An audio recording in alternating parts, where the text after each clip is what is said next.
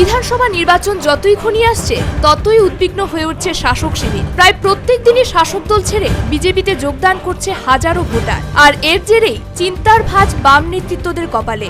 ভাঙন রোধে কার্যকরী পদক্ষেপ কি হবে তা নিয়ে গোটা কয়েকবার আলোচনা পর্যালোচনা বৈঠকেও বসেছেন নেতৃত্বরা, কিন্তু কাজ হয়নি কিছুই। এরপর চাকুরির ললিপপ আর মিথ্যা প্রতিশ্রুতি নিয়ে জনগণের দুয়ারেও গিয়েছিলেন নেতৃত্বরা, কিন্তু তাতেও বিফল শাসক শিবির। জনজোয়ারের স্রোত চলছে বিজেপির দিকেই। তাই এবার কেডার বাহিনী লেলিয়ে দিয়ে নিজেদের জায়গা ধরে রাখতে চাইছে শাসক দল, এমনটাই বক্তব্য রাজ্য বিজেপি নেতৃত্বদের। আর শাসক দলের এই বল প্রয়োগের চিত্র ধরা পড়ল মঙ্গলবার রাতে। ওই রাতে পটুনগর এলাকায় শান্তনু চৌধুরীর বাড়িতে হামলা চালায় শাসক দলের কেডার বাহিনী। শান্তনুর পরিবারের বক্তব্য, দীর্ঘদিন ধরে শাসক দলের সমর্থক ছিল সে। ইদানিং সিপিআইএম ছেড়ে দিয়ে পদ্ম হাতে নেয় শান্তনু, আর তাতেই তেলে বেগুনে জ্বলে ওঠে স্থানীয় বাম নেতৃত্বরা। এর জের ধরে মঙ্গলবার রাতে শান্তনুর বাড়িতে হামলা চালায় স্থানীয় কেডার বাহিনী। কেডার বাহিনীর সকলকে না চিনলেও দু একজনকে চিনতে পেরেছে সে।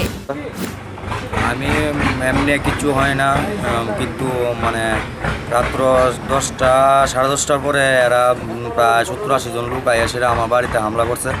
কারা এই লোকটি? কারা? লোকটি সিপিএম এর লোকরা। সিপিএম এর? হ্যাঁ। এর মধ্যে কি আপনি চিনেন? এক দুজনকে চিনতে পারছি। তার নাম কি জানেন? তার নাম হয়েছে একটা হচ্ছে উষাবাদের গুড্ডু কইরা ছেলে, হ্যাঁ, কার পার্লার আছে। আর একটা হচ্ছে পঙ্কজ, এর লগেরই। এরা দুইজনকে চিনতে পারছে, কিন্তু আর নতুন নগরে এক দুজন আছে, এটি এক দুজনকে চিনতে পারছে, কিন্তু নামটি কইতে পারতাছি না। তার নামটি কি তা কিন্তু চিনতে পারছে ঠিকই, কিন্তু কইতে পারতাছি।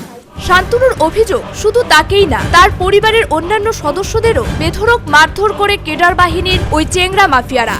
না না না, আমি আগে সিপিএম করতাম, এখন বিজেপিতে গেছি। ওই কারণে এরা মানে ক্রুদ হিসেবে আমার বাড়িঘর ভাঙচুর করে সেটা এসব কিছু করছে। আমার ঘরের ভিতরে ঢুকে সেটা আমার সিরে মারে, একসঙ্গে মারছে, সবাইরে মারছে। আমারও তো মাথাতে বাড়ি দিছে, পায়ে বাড়ি দিছে, হাতে বাড়ি দিছে, অনেকখানি মারধর করছে। আচ্ছা, আবার থানাতে নিয়ে গেছে, গাড়িটার শুদ্ধা নিয়ে গেছে, গাড়িও অনেক ক্ষতি হয়েছে, গাড়িটার সামনে ক্ষতি হয়েছে। শান্তনুর আরো অভিযোগ, ঘটনার বিস্তারিত বিবরণ এয়ারপোর্ট থানার ওসি রানা চ্যাটার্জিকে জানানোর পর কেডার বাহিনীর কারোরই কেশাগ্র স্পর্শ করার সাহস পায়নি রানাবাবু। উল্টো শান্তনুকে উঠিয়ে নিয়ে যাওয়া হয় থানায়। শান্তনুর অভিযোগ, তাকে মিথ্যা মামলায় ফাঁসানোর চেষ্টা করছে রানাবাবু। কি? শ্রী রানা চ্যাটার্জি।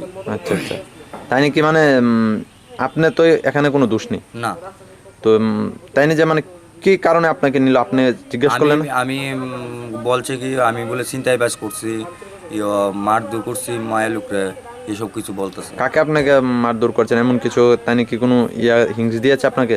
না, দেয়নি। আপনাকে যুদ্ধ অবস্থায় তাই না বাড়ি থেকে উঠে নিয়েছে?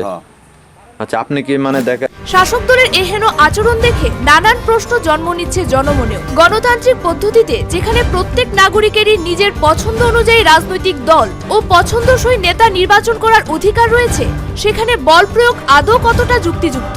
আর এই বল প্রয়োগ করে আগামী বিধানসভা নির্বাচন পর্যন্ত রাজ্যবাসীকে নিজেদের দখলে কতটা রাখতে পারবে শাসক দল, কিংবা আদৌ রাখতে পারবে কিনা, এই প্রশ্নটাই ঘুরপাক খাচ্ছে রাজ্যের রাজনৈতিক বিশ্লেষক মহলে। Bureau report, news vanguard.